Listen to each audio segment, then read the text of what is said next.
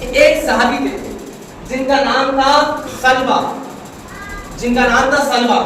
ایک صحابی رسول جن کا نام تھا سلبہ، وہ حضور علیہ السلام کے پیچھے 5 وقت کی نماز ادا کیا کرتا تھا، حضور علیہ السلام کے پیچھے 5 وقت کی نمازیں پڑھا کرتا تھا، لیکن وہ دعا نہیں مانگتا، دعا مانگنے سے پہلے اٹھ کے چلا جایا کرتا تھا،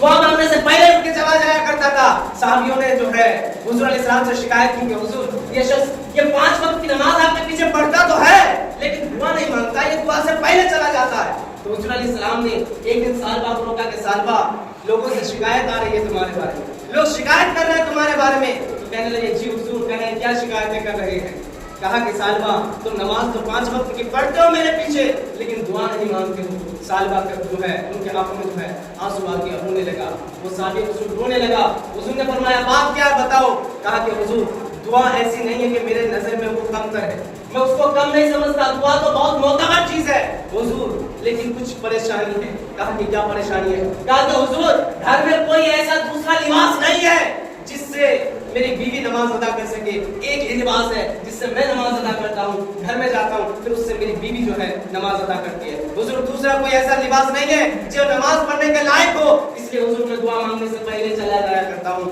جب اتنا کہہ دیا، کہنے کے بعد وہ رونے لگا، سسکیاں لینے لگا، سسکیاں لے کر کے رونے لگا، تو حضور نے فرمایا مت رو مت رو، حضور نے فرمایا مت رو۔ اب وہ کہنے لگا کہ حضور جب تک یہ راز کا تب تک تو میں برداشت کرتا رہا، اب یہ راز جب ظاہر ہو گئی ہے اب مجھ سے برداشت نہیں ہوتا حضور، اب مجھ سے برداشت نہیں ہوتا، کچھ ایسا کر دیں حضور کہ میری یہ غربت دور ہو جائے، یہ غریبی دور ہو جائے۔ تو انہوں نے جو ہے بازار میں جا کر کے بکریاں خرید لی، جب بکریاں خرید لی حضور سے کہا کہ آپ دعا فرما دیں، آپ دعا فرما دیں۔ حضور نے کہا کہ سالبہ دعا نہ کرواؤ، یہ غریبی بہتر ہے تمہارے لیے، سالبہ یہ غریبی بہتر ہے تمہارے لیے۔ سالبہ نے کہا نہیں حضور دعا کر دیں، نہیں حضور دعا کر دیں۔ حضور علیہ السلام نے کہا یہ غریبی بہتر ہے تمہارے لیے، اس لیے کہ حضور نے دیکھ لیا تھا کہ اس کی زندگی میں کیا ہونے والی ہے، اس کی زندگی آگے چل کر کیسے بدلنے والی ہے، اس کے مستقبل میں کیا کیا ہونے والی ہے۔ حضور نے کہا نہیں سالبہ دعا نہ کراؤ، تمہاری غریبی بہتر ہے۔ کہا کہ نہیں دعا کر دے۔ جب دعا کر دیا گیا، ان کی بکریوں نے اتنے بچے دیے، ان کی بکریوں کی تعداد اتنی تیزی کے ساتھ بڑھنے لگی کہ بے شمار بکریاں ہو گئی،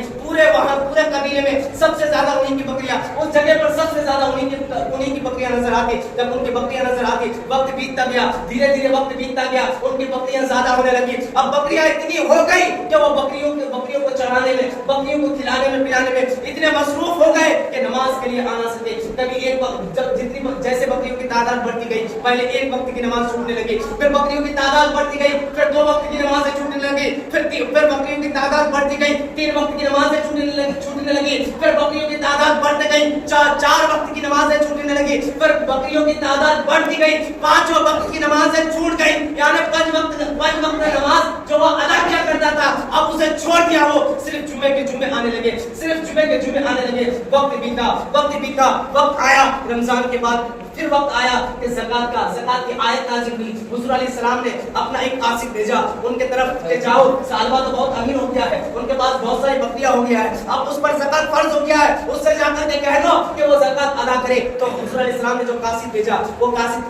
پہنچنے کے بعد جیسے ہی انہیں سنایا کہ زکات تم پر فرض ہو گیا ہے، اللہ نے قرآن میں نازل کیا ہے، زکات کی آیت تم پر زکات فرض ہو چکی ہے، تو وہ ادھر ادھر دیکھنے لگا، ادھر ادھر تاکنے لگا، انہوں نے زکات نہیں دی۔ حضور علیہ السلام کا قاصد واپس آ گیا، جب واپس آنے کے بعد حضور علیہ السلام آسمان کی طرف دیکھ کر کے کہنے لگے، سالبہ اشارہ کرتے ہوئے، سالبہ میں نے کہا تھا دعا نہ کراؤ، سالبہ میں نے کہا تھا دعا نہ کراؤ، سالبہ میں نے کہا تھا دعا نہ کراؤ، تم نے دعا کرائی سالبہ۔ حضور علیہ السلام نے اسے زکات تو نہ لیا، اس نے زکات تو نہیں دیا، حضور علیہ السلام وفات پا گئے، حضور علیہ السلام کا وقت ختم ہو گیا، حضور علیہ السلام دنیا کو الوداع کہہ چکے تھے ظاہری وقت میں۔ اس کے بعد وقت آیا حضرت ابوبکر صدیق رضی اللہ تعالیٰ عنہ کا، جب حضرت ابوبکر صدیق رضی اللہ تعالیٰ عنہ اس مرتبے پر فائز ہوئے، وہ خلیفہ بنے، تو اس وقت جو ہے وہ کچھ زکات کے پیسے لے کر کے آئے، زکات کے پیسے جب لے کر کے آئے حاضر ہوئے تو حضرت ابوبکر صدیق نے دیکھا سالبہ ہے، جب سالبہ ہے کہنے لگا کہ کس لیے آئے ہو؟ کہا کہ زکات کے پیسے دینے کے لیے آیا ہوں، زکات لے کر کے آیا ہوں۔ کہا کہ نکل جاؤ یہاں سے، اس کے زکات کا پیسہ میں کبھی نہیں لے سکتا، جس کے زکات کے پیسے کو اللہ نے مردود قرار دیا ہو، اللہ کے رسول نے مردود قرار دیا ہو، میں اس زکات کے پیسے کو نہیں لے سکتا، جاؤ یہاں سے واپس چلے جاؤ۔ وہ چلا گیا۔ وقت آیا حضرت عمر فاروق رضی اللہ تعالیٰ عنہ کا، آپ جانتے ہیں حضرت عمر فاروق رضی اللہ تعالیٰ عنہ کتنے جلالی تھے، کتنے جلال تھے ان کے اندر، وہ جس راستے سے گزر جاتے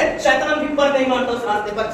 پر پرندے تک پر نہیں مارتا۔ حضرت عمر فاروق رضی اللہ تعالیٰ عنہ کے جلال کو دیکھ کر کے شیطان بھی ڈرا کرتے تھے۔ حضرت عمر فاروق رضی اللہ تعالیٰ عنہ گئے کمرے سے تلوار نکال کر کے لایا، حجرے سے نکالنے کے بعد کہ سالبہ یہاں سے چلا جاؤ، سالبہ یہاں سے چلا جاؤ، جس کو اللہ کے رسول نے ٹھکرایا ہو، جس کو رب نے ٹھکرا دیا